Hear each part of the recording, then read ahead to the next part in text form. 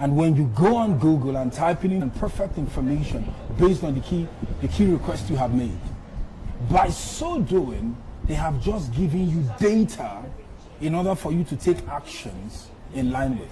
And as a result, Google is one of the most powerful companies on the earth. Search engine. Because it's a search engine. But they give you text. Okay.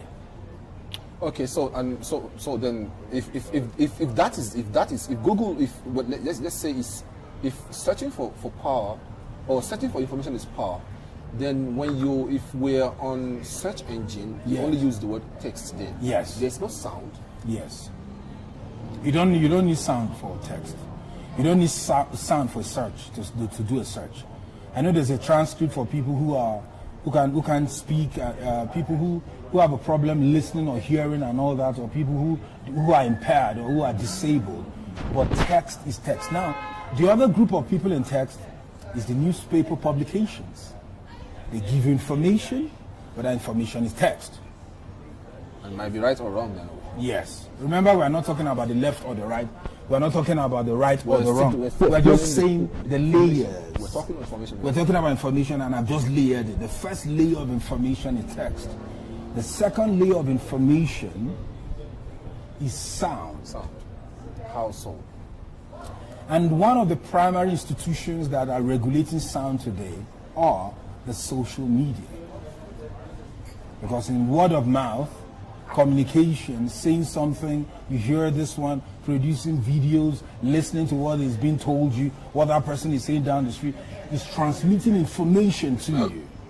And that information transmission in itself is powerful because it's having an influence on you in order for you to take action. That's it. So let's go to the third. The third is light. And what is light?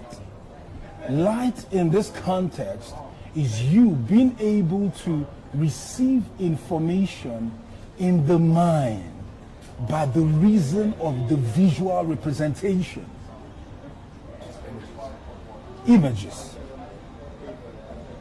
And that image in itself is carrying information.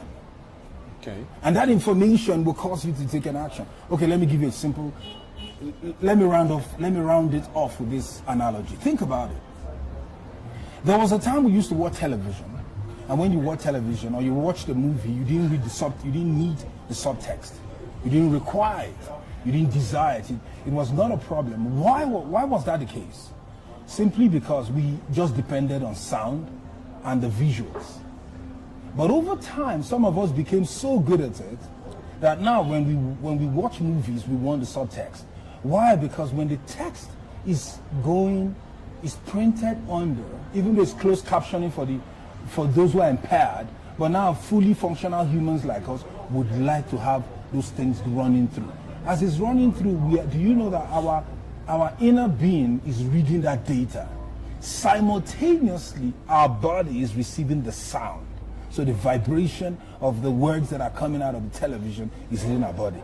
And simultaneously, the picture, the phone, the television is relaying images, which is hitting our soul. So, the text hits our spirit. The vibration, which are the words of information, hits our body. And the light, which is the visual representation from the screen on your phone or your television, is impacting your soul. Thank you. The mind. Now. So three of them are being struck at the same time, and it's all designed to enhance you because it's actually having an effect on you. That's a fair explanation, because at least now anybody can easily follow the way you. Yes. So one can easily even telegraphically. How do I put it now?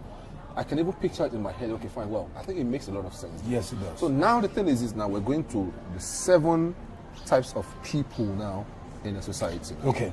So now